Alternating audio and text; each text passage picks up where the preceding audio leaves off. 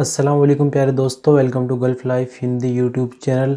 इस वीडियो में हम मेनली 3 टॉपिक को टच करेंगे। सबसे पहले जिस टॉपिक पर बात करेंगे वो ये कि जो 8 नवंबर को मीटिंग हुई है सऊदी एम्बेसी और सऊदी एयरलाइन के बीच में, उसके बाद क्या कुछ हुआ है उस पर थोड़ा सा गौर करेंगे। कोई आगे चांसेस है या नहीं फ्लाइट के। इसके बाद एक जो ट्रेंडिंग टॉपिक चल रहा है आजकल सऊदी अरब में नेशनलिटी को लेकर, उसके बारे में बात करेंगे कि आखिर सऊदी अरब इतना बड़ा कदम क्यों उठा रहा है। इसमें अजनबियों की भलाई है या फिर सऊदी अरब की खुद की भलाई है। और तीसरे टॉपिक पर हम बात करेंगे कि इंडिया से वाया दुबई होकर जो बंदे जा रहे हैं, यानी एक दिन भी बंदे जा रहे हैं, 2 दिन भी बंदे जा रहे हैं और 15 दिन का भी स्टे दुबई के अंदर लग रहा है, तो उसमें क्या सही ऑप्शन होगा। यानी एक दिन वाला ऑप्शन ठीक है या फिर 15 दिन वाला ऑप्शन ठीक रहेगा, तो इस टॉपिक पर भी बात करेंगे। तो सबसे पहले बात करेंगे फ्लाइट को लेकर। जैसे कि आपको मालूम होगा कि 8 नवंबर को मीटिंग हुई है इंडियन एम्बेसी के द्वारा, जिसमें Indian ambassador doctor Ausaf Saeed और जद्दा के कौंसलर जनरल शाहिद, ये खास लोग थे इंडियन एम्बेसी की तरफ से। और दूसरी तरफ यानी सेकंड पार्टी में आपको बता दें कि सऊदी अरबन एयरलाइन के डायरेक्टर जनरल इब्राहिम अल उमर, इन लोगों के बीच मीटिंग हुई है। लेकिन मीटिंग को अगर हम समरी में देखें, पूरी डिटेल तो हमें देखने को नहीं मिली। अभी भी आप चाहे तो जाकर ट्विटर अकाउंट पर इंडियन एम्बेसी के इनका ये ट्वीट देख सकते हैं जिसमें मीटिंग के बारे में बताया गया था। लेकिन इसके बाद यानी इसके आगे की कोई न्यूज़ अपडेट नहीं है।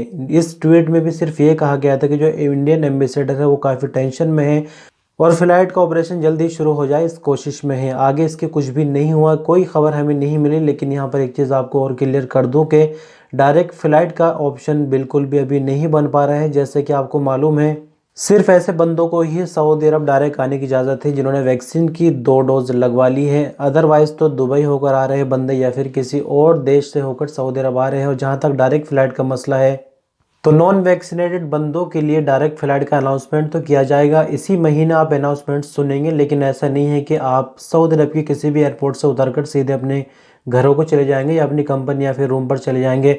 ऐसा नहीं होगा, नियम कुछ और होगा और थोड़ा सा इंतज़ार कीजिए, आपको उस बारे में ज़रूर पता चल जाएगा।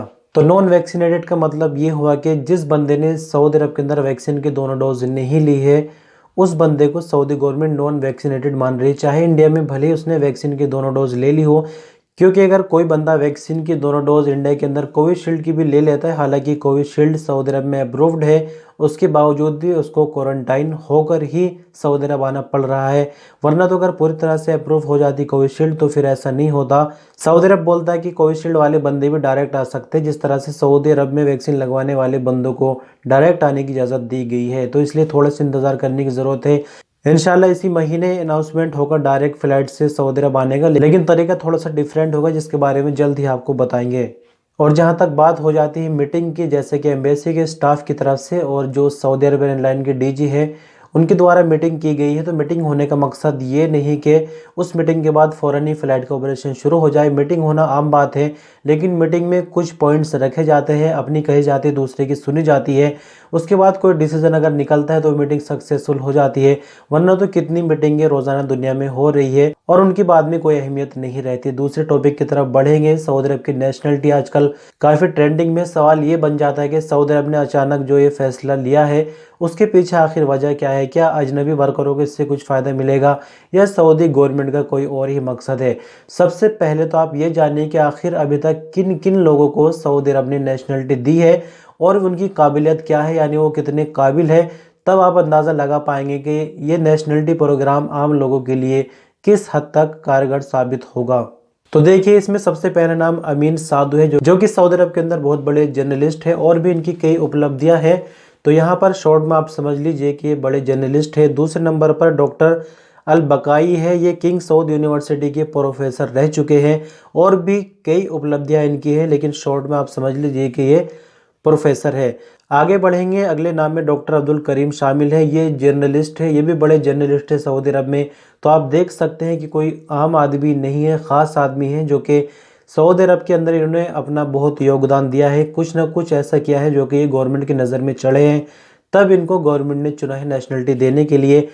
लिस्ट को आगे बढ़ाएंगे। समान आनी करके एक नाम है, ये डायरेक्टर है थिएटर की और फिल्म की दुनिया के, जिसको सऊदी अरब ने नेशनलिटी दी है।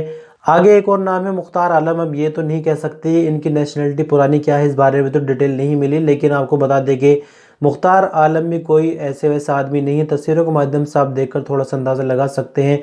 मुख्तार आलम कैलीग्राफर है, यानी गिलाफ काबा साल भर में तैयार होता है और इसमें तकरीबन 200 वर्कर काम करते हैं, लेकिन उस पूरी टीम के टीम लीडर है, यानी जो डिज़ाइनिंग होती है गिलाफ काबा पर उसका डायरेक्शन यही करते हैं, ये कैलीग्राफर है। तो आप देख सकते हैं लिस्ट के मुताबिक कि ये आम लोग नहीं है जिनको नेशनलिटी दी गई है, और आम लोग इस तरह का सपना देखने का छोड़ दिए तो बेहतर होगा, क्योंकि आम लोगों तक नेशनलिटी का प्रोग्राम पहुंचने वाला बिल्कुल भी नहीं है। तो अब बात करते हैं कि इस नेशनलिटी प्रोग्राम से फ़ायदा किनको मिलेगा, अजनबी वर्करों को या फिर सऊदी अरब को। तो दोस्तों इनडायरेक्टली फ़ायदा सऊदी अरब को ही होने वाला है, क्योंकि सऊदी अरब गवर्नमेंट का कहना है कि स्पेशल स्किल यानी स्पेशलाइजेशन जिसके पास है उसको नेशनलिटी दे रहा है, यानी उससे फ़ायदा लिया जाएगा। जिस प्रोफेशन में वो बंदा स्पेशलिस्ट है उस प्रोफेशन का उससे काम कराया जाएगा, और अल्टीमेटली सऊदी अरब को फ़ायदा हो रहा है। हाँ, थोड़ा सा फ़ायदा बंदे को हो रहा है, लेकिन ऐसा नहीं कि बिल्कुल फ़ायदा हो रहा है। यहाँ पर सऊदी गवर्नमेंट ने सब कुछ अपने बारे में सोच कर ही ये फैसला लिया है।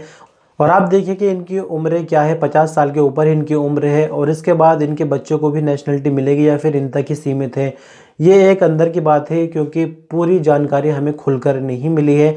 चलिए इस टॉपिक को यहीं क्लोज कर देंगे। बस समरी में आपको बता दूं कि नेशनलिटी प्रोग्राम का मकसद सऊदी गवर्नमेंट का अपना फ़ायदा है, और आम लोगों को यानी जो मिडिल क्लास लोग होते हैं उनको सऊदी अरब में इससे कोई भी फ़ायदा नहीं मिलने वाला। सिर्फ हाई क्लास लोगों को, जो पहले से ही रिच लोग हैं, उनको फ़ायदा मिलेगा। और आपको बता दें कि नेशनलिटी प्रोग्राम तो ये अभी शुरू किया गया है, लेकिन जो लुलु कंपनी है, लुलु कंपनी के मालिक एमडी यूसुफ अली, उनको काफ़ी पहले ही सऊदी अरब ने यानी तकरीबन साल 2018 के अंदर ही नेशनलिटी दे दी थी। तो सब कुछ पैसों वाला का खेल है, गरीब का कुछ नहीं है। चलिए इस वीडियो के अगले सेगमेंट पर बढ़ते हैं और बात करते हैं कि वाया दुबई होकर सऊदी अरब जो बंदे आ रहे हैं, कोई बंदा 1 दिन में आ रहा है, कोई बंदा 2 दिन में आ रहा है, और कुछ बंदा अभी भी 15 दिन में आ रहे हैं। लेकिन जैसा कि ये कमेंट देखिए, एक भाई ने कमेंट की है, उनके साथ कुछ गलत हो गया है, वो भी इसी कोशिश में थे, यानी उनके कुछ रिलेटिव या फ्रेंड इसी कोशिश में थे और सऊदी अरब के बॉर्डर से उनको लौटा दिया गया। और भी इस तरह की कई कमेंट आई है जो कि वक्त की कमी के चलते हम उनको नहीं ढूंढ पाए, क्योंकि कमेंट्स की लिस्ट काफ़ी लंबी होती है। तो उसमें भी यही बताया गया है कि कुछ बंदों के साथ गलत हुआ है। जो इमिग्रेशन काउंटर होता है जवाजात का, वाया बस वहीं से उनको वापस भेज दिया। तो जिनके साथ गलत हो रहा है वो तो यही राय दे रहे हैं कि भाई ऐसा ना करे, लीगल तरीके से, यानी जो सऊदी गवर्नमेंट का अनाउंसमेंट है उसके हिसाब से लीगल तरीके से ही सऊदी अरब पहुँचे। जल्दबाजी करेंगे हो सकता है कि काम हो जाए, वरना तो मुश्किल में भी फंस सकते हैं। तो ऐसे में आपके ऊपर डिपेंड है कि आपको कौन सा रास्ता चुनना है। एक तो शॉर्टकट वाला रास्ता हो गया 1 या 2 दिन में, उसमें रिस्क है, कोई मुश्किल में भी फंस सकते हैं। और अगर आपके पास टाइम है 15 दिन का, तो ऐसे में फिर 15 दिन रुक कर ही दुबई से सऊदी अरब आए, वही आपके लिए बेहतर होगा। लेकिन जैसे कि आज 13 तारीख है, तो अभी अगर कोई ट्राई करना चाहे 15 दिन वाले सिस्टम की, तो ट्राई मत करें। एक बार और नया अनाउंसमेंट आने दीजिए गवर्नमेंट की तरफ से, जब फिर वीज़ा और इकामा आपका बढ़ जाएगा तब वाया दुबई होकर आ सकते हैं। या फिर आपको बता दें कि इसी बीच इंशाल्लाह जल्द ही आपको एक गुड न्यूज़ मिलने वाली है, जिसमें कहा जाएगा कि सीधे आप सऊदी अरब आ जाइए। वैक्सीन की जो भी डोज़ आपने लगाई है, या अगर वैक्सीन की कोई भी डोज़ आपने नहीं लगाई है, तब भी सऊदी अरब आ जाइए। लेकिन उसके लिए होम क्वारंटाइन सेंटर तैयार किए जा रहे हैं, जिसके बारे में जल्द ही अनाउंसमेंट आ जाएगा। जैसे सेंटर तैयार हो जाएंगे, तब तक के लिए इंतज़ार कीजिए, कोई और रास्ता तो है नहीं। बहुत शुक्रिया वीडियो पर अंत तक बने रहने के लिए। आप लोग लाइक्स करते हैं, वीडियो कमेंट करते हैं, हौसला बढ़ाते हैं। अपना ख्याल रखिएगा। अल्लाह हाफिज़।